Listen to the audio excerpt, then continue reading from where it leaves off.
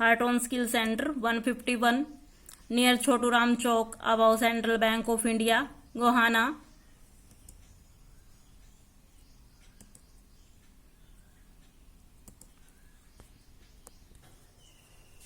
Good morning students. कल की class में हमने 3 रूल किए थे, आज उससे नेक्स्ट वाले रूल हम करते हैं। हमारे 3 तक हुए थे। हमारा फर्स्ट था asset account, second liabilities account and third हमारा कैपिटल अकाउंट। अब फोर्थ हमारा रूल था इनकम अकाउंट। इनकम अकाउंट का रूल क्या कहता है, ये दोनों एक दूसरे के अपोजिट होते हैं, यानी कि इनकम हमेशा क्रेडिट में होती है और जितने भी हमारे एक्सपेंस होते हैं वो सारे डेबिट में होते हैं। Increase all the income in the credit side, और अगर डिक्रीज होगी तो कहां आएगी, डेबिट में। एंट्री, फर्म को 7,000 रुपए रेंट के मिले। रेंट के मिले हैं तो क्या है उसकी इनकम, और इनकम है तो कहां आ जाएगी, क्रेडिट में। Rent account 7,000, cash account 7,000। Second entry कि फर्म को 500 रुपए कमीशन के मिले। कमीशन के मिले हैं, उसकी इनकम है। इनकम है तो कहां आ जाएगी, क्रेडिट में।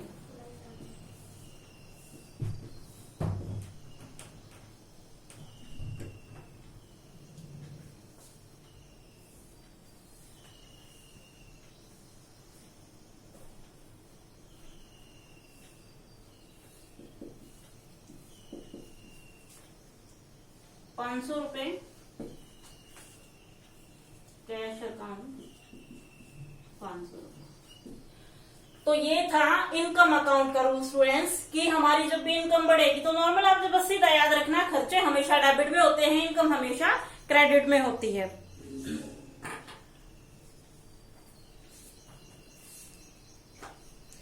इससे नेक्स्ट है expense account.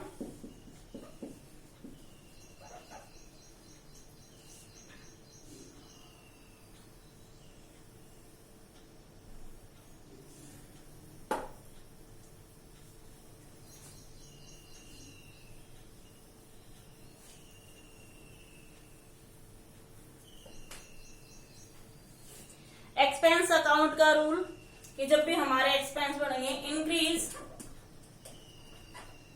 All the expenses in the debit side,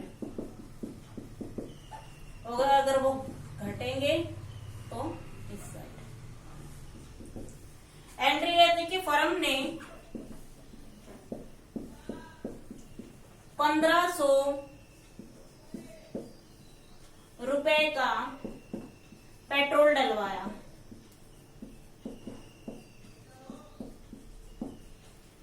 1,500 रुपए का पेट्रोल डलवाया, यानी कि फर्म ने 1,500 रुपए पेट्रोल के लिए पे किए। अब पे किए तो क्या हो गया, उसका खर्चा, और खर्चा तो कहां रख दोगे, डेबिट में। पेट्रोल अकाउंट, कैश अकाउंट, या फिर एंट्री ये है कि फर्म ने 700 रुपए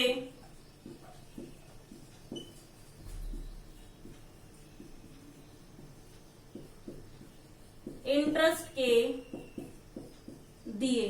अब उसने दिए हैं तो भी उसका क्या हो गया, खर्चा। अब खर्चा हो गया तो कहां रख दोगे, डेबिट में।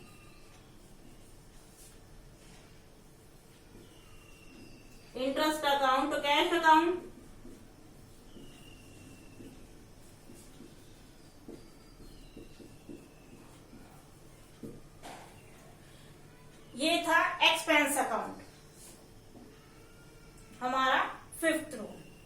ये थे हमारे 5 रूल। इससे पहले वाली क्लास में मैंने इनकी क्लासिफिकेशन बताई थी। रूल वही है, यानी कि क्या चीज आई है क्या गई है यही आपने देखना है, लेकिन उनके भी मैं रूल बता देती हूँ कि रियल, पर्सनल और नॉमिनल का रूल क्या होता है।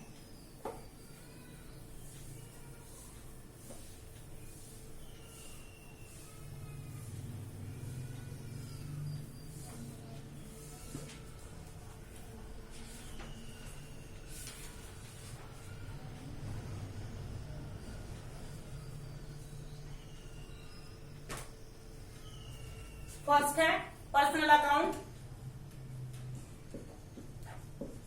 पर्सनल अकाउंट का रूल क्या कहता है कि डेबिट द रिसीवर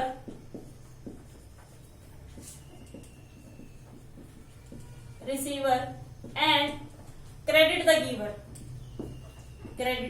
गिवर। यानी कि जो रिसीव हुआ वो डेबिट में रखना है और जो आपके पास से गया वो क्रेडिट में। एंट्री भी आप लेके, अगर आप एंट्री के द्वारा समझना चाहते हो तो मैं एक एंट्री बता देती हूं।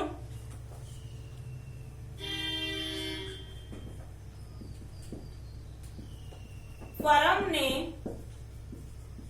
राम को 500 रुपए दिए। फर्म ने राम को 500 रुपए दिए, तो राम कहां पे आएगा? डेबिट में, और कैश क्रेडिट में।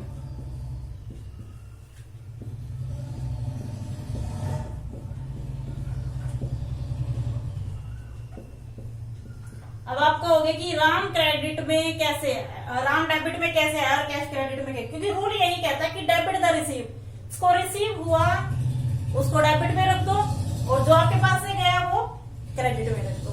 इसी तरह से second real account. Real account का रूल क्या कहता है कि debit what comes in, debit what comes in and credit what goes out। वही चीज है कि डेबिट में आपने क्या रखना है, क्या आया, आपके पास क्या चीज आई है वो आपने कहां पे रख देनी है? डेबिट में। And credit words goes out, आपके पास से क्या गया है वो आपने कहां रख देना है? क्रेडिट में। तीसरा है नॉमिनल अकाउंट। नॉमिनल अकाउंट का रूल क्या कहता है कि debit all the expenses and losses, यानी कि जितने हमारे खर्चे होते हैं और जितना भी हमारा कोई भी किसी भी तरह का नुकसान होता है वो हमेशा कहां रखना होता है? Debit side. And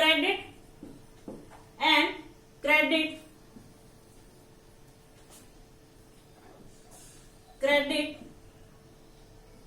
all the incomes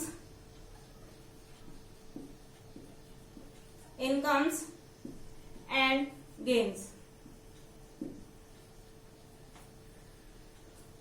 जितने भी हमारे खर्चे हैं और जितने भी हमारे नुकसान है, किसी भी तरह का कोई भी नुकसान हो जाता है अपना बिजनेस के अंदर, तो वो सारे कहाँ रखने हैं? डेबिट में।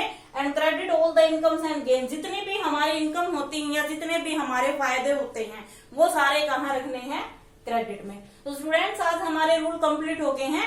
कल की क्लास में मैं आपको कुछ एंट्री बताऊंगी जिससे आपको बिल्कुल क्लियर हो जाएगा। Thank you students.